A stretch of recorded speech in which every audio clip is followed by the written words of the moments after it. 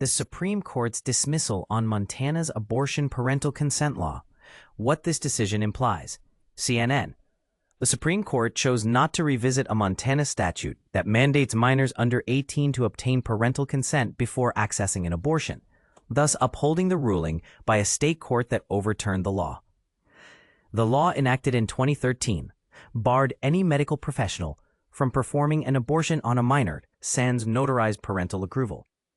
The highest court in Montana determined that this legislation contravened the state constitution, which ensures more expansive abortion rights compared to those in the U.S. Constitution. Interestingly, the Supreme Court did not clarify its rationale.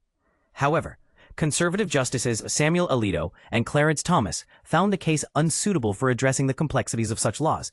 They emphasized that their refusal should not be interpreted as a dismissal of the legal issues raised. In their appeal to the Supreme Court, Montana officials argued that parents should have a significant role in making medical choices for their children. They contended that generally, parents act in their child's best interests, and the state shouldn't question this authority unless there's evidence of parental unfitness.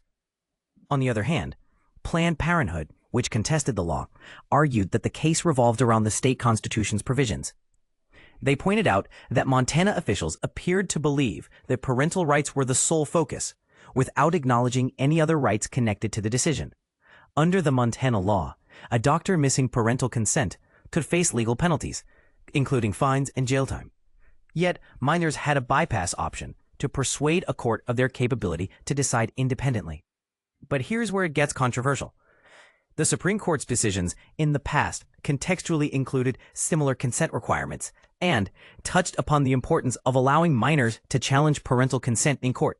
In 2022, the Supreme Court decision in Dove v. Jackson Women's Health Organization challenged long-standing interpretations like Roe v. Wade, highlighting the ongoing shift in how reproductive rights are interpreted at both federal and state levels. And this is the part most people miss. In its appeal, Montana highlighted that the justice's reasoning in Dobbs presented an opportunity to strengthen its arguments. The claim was that parents' fundamental rights should encompass knowledge and participation in their child's medical decisions, specifically regarding abortion.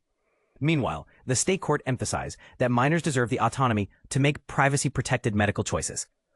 What do you think about the balance between minors' rights and parental authority? Are there complexities in these decisions that deserve more attention? Share your thoughts and join the conversation below.